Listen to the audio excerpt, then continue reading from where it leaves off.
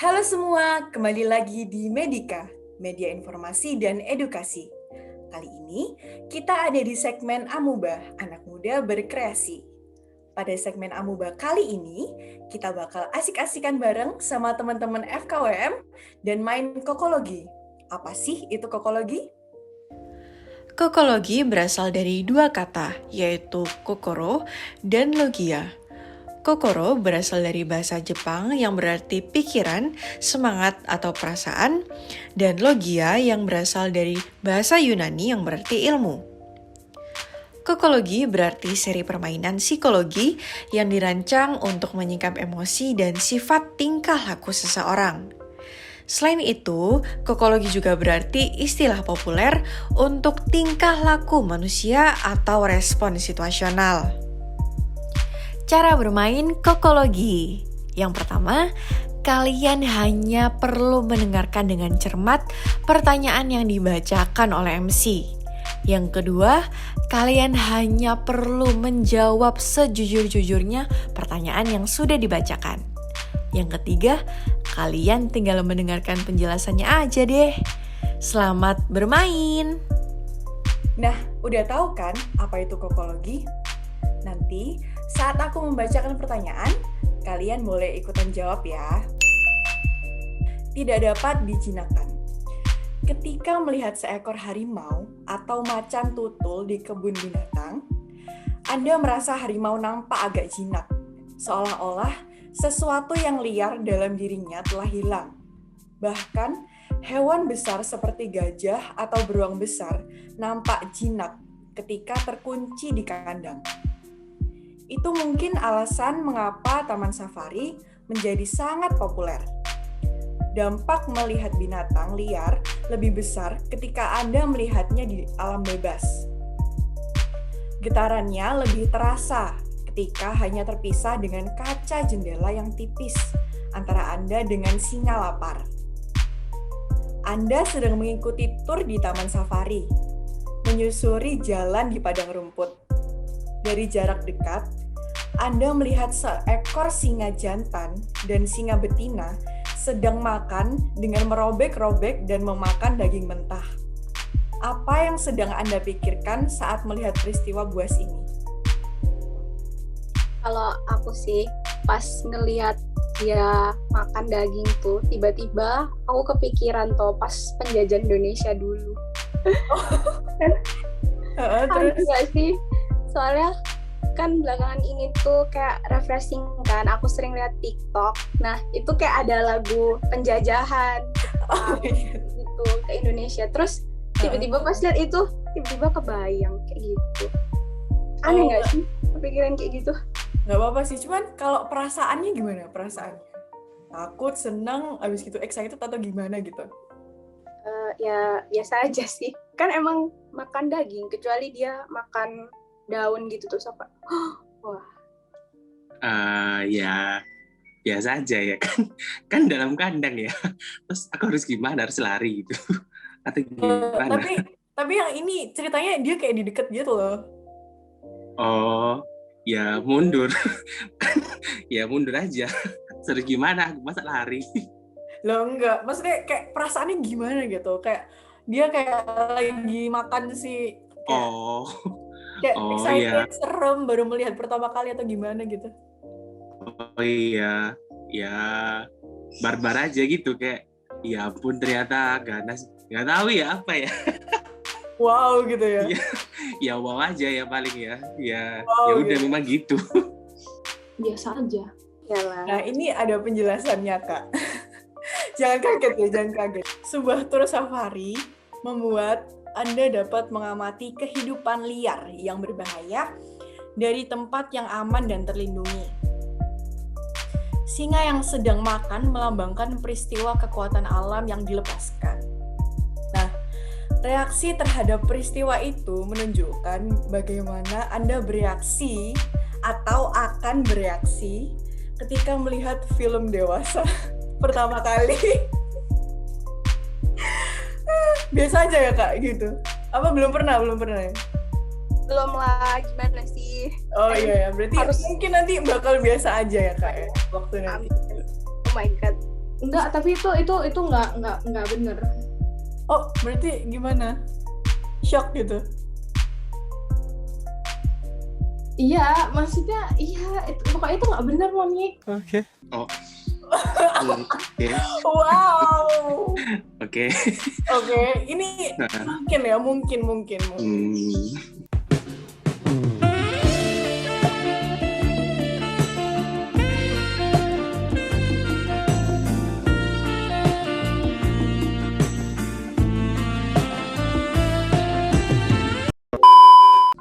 Gitu. Oke, ya. Mantap. Oke, baik. Kaget apa enggak nih? Ya kaget aja, soalnya pertanyaannya tadi kan tentang Taman Safari ya, kok bisa tiba-tiba nyambungnya ke sana gitu. Oke, baik. Iya sih, nggak apa. Oke, selanjutnya ya. Di bawah langit biru. Bayangkan langit biru yang cerah tanpa awan.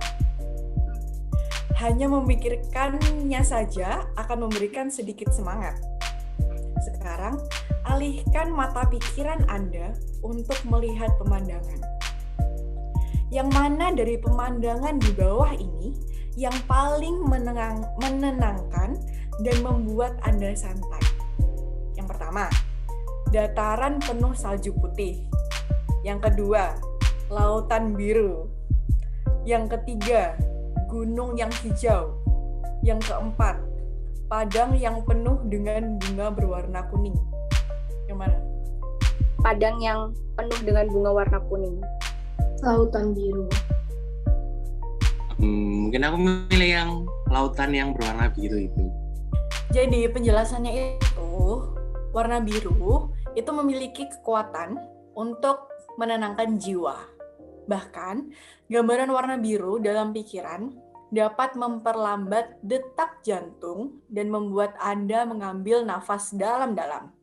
Nah, kalau lautan biru, itu Anda memiliki bakat alami untuk hubungan antar pribadi. Wadaw!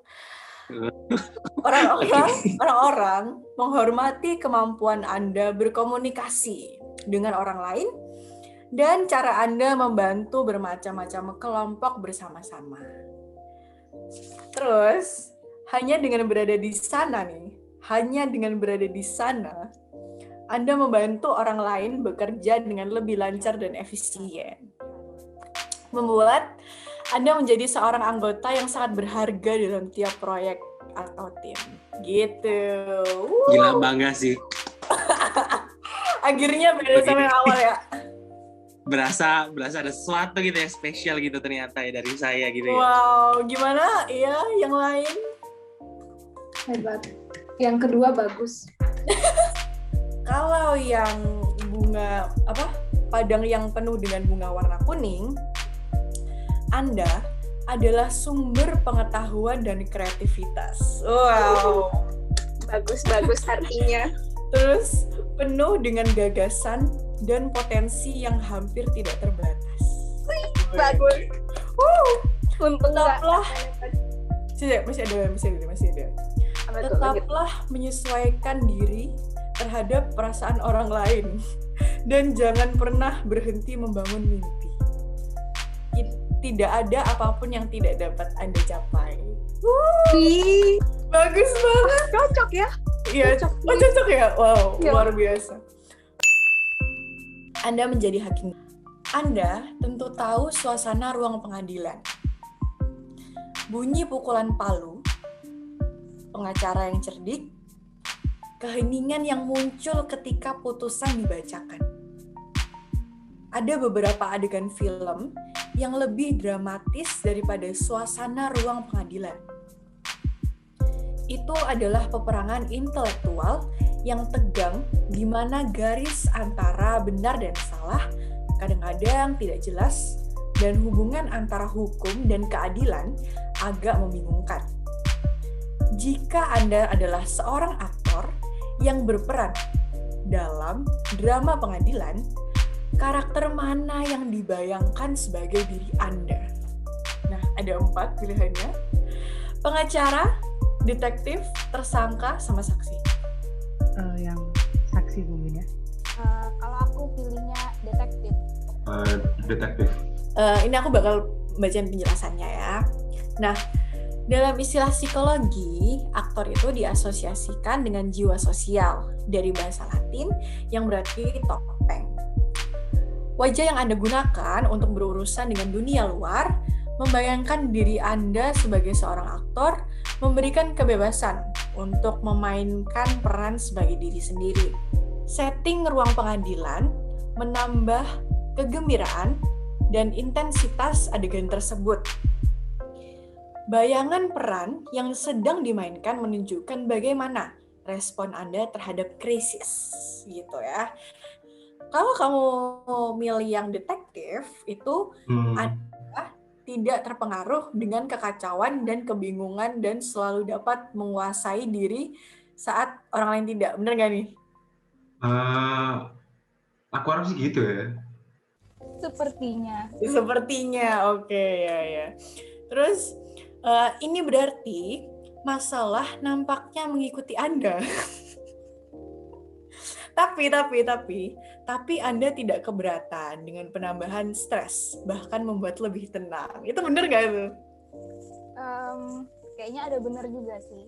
Kalau saksi, jadi Anda mungkin terlihat dapat bekerja sama dan suka menolong dalam situasi apapun. Tapi fleksibilitas dan keinginan menyenangkan orang lain juga membuat Anda menjadi sumber masalah lain. Waduh, sumber masalah lain, kenapa ya? Nah, dengan berusaha selalu menyenangkan orang lain, akhirnya Anda akan menjadi tidak konsisten, bahkan sedikit tidak dapat dipercaya.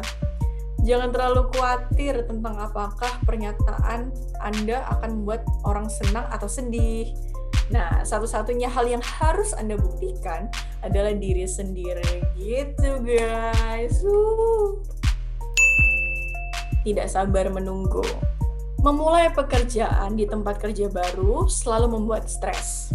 Orang-orang dan lingkungan yang tidak dikenal, jutaan hal baru yang harus dipelajari, keinginan bekerja dengan baik, dan tentu saja kesalahan yang tidak dapat dihindarkan.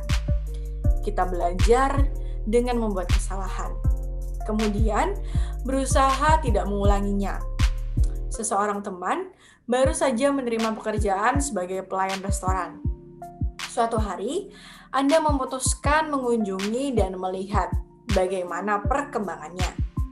Ketika masuk ke restoran, Anda melihat teman Anda sudah mengalami masalah dengan salah satu pelanggan. Apa kesalahan yang dilakukan teman Anda? Pilihannya ada 4. Yang pertama, tidak mendatangi meja bahkan setelah dipanggil beberapa kali. Yang kedua, salah menerima pesanan dan salah membawa makanan.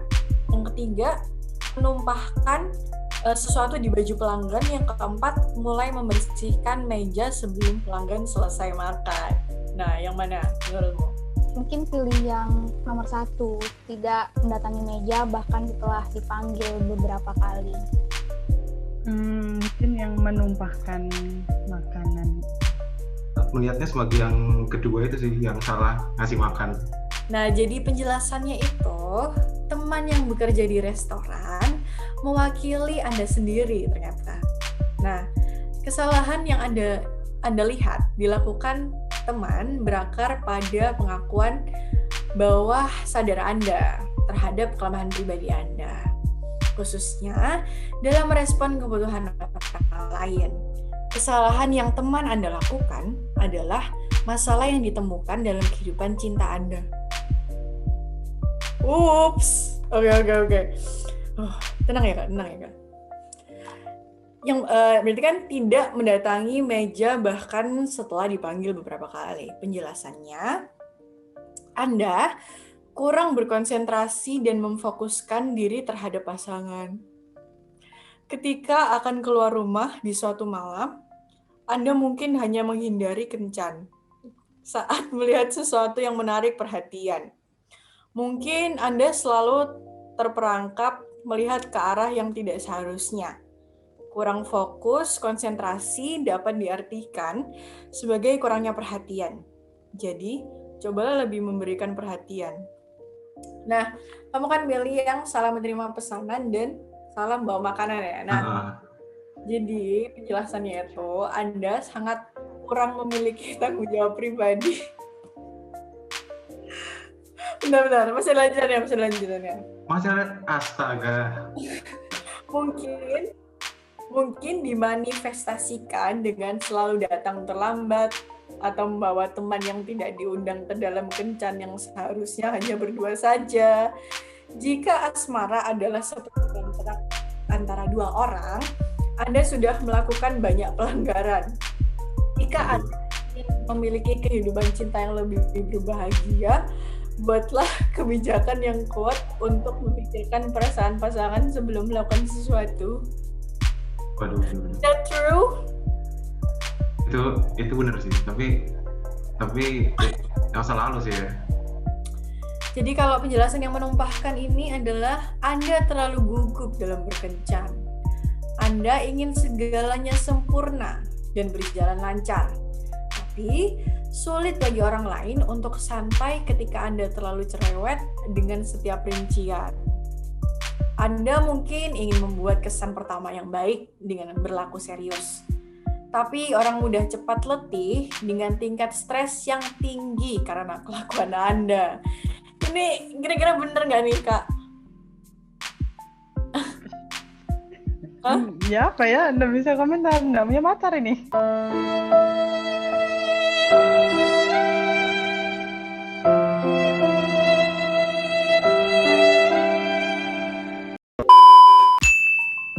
Sesuatu yang mencurigakan.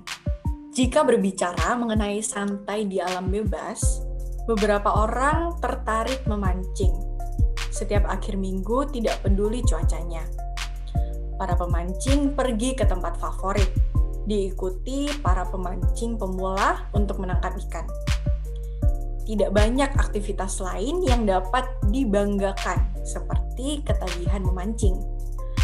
Apa rahasia daya tarik memancing? Nah, Anda sedang memancing, ikan tersangkut ke pancing. Saat Anda menggulung pancing untuk menarik ikan keluar dari air, ikan melompat dan mengenai Anda. Bagian mana tubuh Anda yang terkena ikan? Mungkin ya, kalau aku pikir mungkin muka nggak sih? Soalnya kan kayak narik mancing gitu, biasanya orangnya berdiri gitu. Kalau aku milih wajah. Tangan mungkin ya. Nah, penjelasannya itu, ikan yang melompat itu dapat diartikan sebagai serangan balik akhir. Tubuh yang terkena ikan itu adalah bagian yang khusus ingin Anda lindungi. Kebenaran dalam psikologi manusia adalah kita sering membayangkan bahwa hal-hal yang ingin disembunyikan akan ketahuan dan hal-hal yang ingin dilindungi akan diserang. Nah, jadi ceritanya nanti si wajahnya Kak Mishan ini bakal diserang gitu kan. Nah, jadi bagian tubuh yang disebutkan sebenarnya adalah bagian tubuh yang tidak aman atau sensitif gitu. Ya, masuk akal kan? Menarik. Oke. Setelah aku pikir-pikir lagi, tidak mudah mengarang sebuah cerita. Membereskan tempat tidur di kamar tamu adalah tugas sehari-hari. Dibutuhkan kesabaran dan pengampunan untuk berbaikan setelah pertengkaran. Tapi kadang-kadang hal tersulit untuk dibereskan adalah pikiran. Bersiaplah menjadi tegas, karena dalam skenario berikut ini, kami akan meminta Anda melakukan hal itu. Anda sedang duduk di sebuah kedai yang tenang, membuka daftar menu, mempertimbangkan pilihan ketika seorang pelayan menghampiri, lantas bertanya, apakah telah siap memesan? Tanpa berpikir panjang, Anda memesan roti isi dan secangkir kopi. Tapi setelah ia meninggalkan Anda, sesuatu muncul. Anda ingin minum susu coklat panas, bukan kopi. Apa yang Anda lakukan berikutnya? Nah, ini ada pilihan-pilihannya. Yang pertama, terus melihat daftar menu dan membayangkan betapa enaknya rasa susu coklat. Yang kedua, mencari-cari apakah pelayannya itu akan kembali. Terus yang selanjutnya ada berdiri dan mencari pelayan sehingga dapat mengubah pesanan Anda. Dan yang terakhir, diam saja dan hanya menunggu kopi. Aku cenderung ke diam saja, terus menunggu kopinya. Soalnya aku kadang-kadang orangnya itu malu kalau mau manggil pelayan. Kalau aku lebih milih diam. Lebih milih nikmatin aja kopinya gitu yang sudah datang. Kalau aku sih kalau misalnya pelayannya itu kembali baru tak suruh ganti jadi apa itu tadi susu coklat panas itu. Nah, jadi penjelasannya itu adalah terimalah kejadian yang ada. Salah pesan bukanlah akhir dari dunia ini. Anda mungkin telah melupakan hal itu setengah jam yang lalu. Cara mengatasi salah pesan susu coklat menyatakan kepribadian Anda. Arah tindakan atau kepasifan menunjukkan bagaimana Anda bereaksi terhadap akhir sebuah hubungan. Khususnya, menunjukkan berapa lama Anda dapat mengingat-ingat sebuah cinta yang berjalan tidak seharusnya. Nah, kalau yang diam saja dan hanya menunggu kopi, nah dia ini nulis gitu. Di bukunya tuh bilang kalau apakah lagu Kue Sera Sera sedang dimainkan di mesin pemutar lagu gitu. Mungkin lagu itu seharusnya dipasang karena merupakan lagu kesukaan Anda. Biasanya hanya dibutuhkan tidur semalam untuk melupakan putus hubungan. Tidur siang mungkin akan menghilangkan sedikit saja. Pertanyaannya adalah, apakah itu membuat Anda tebal muka, tidak sensitif, atau paling optimis sehingga tidak dapat digoncangkan di dunia ini? Bener nggak? Iya benar. Bener ya? Berarti ya? Aduh. Ih keren sih tapi, tapi bener sih. Tapi keciduk sih. Bener banget sih, itu relatable banget sih. Kayak sampai teman-teman itu ngomong, Mission ini kerjanya tidur terus ya, soalnya aku menghindari stres itu sebenarnya.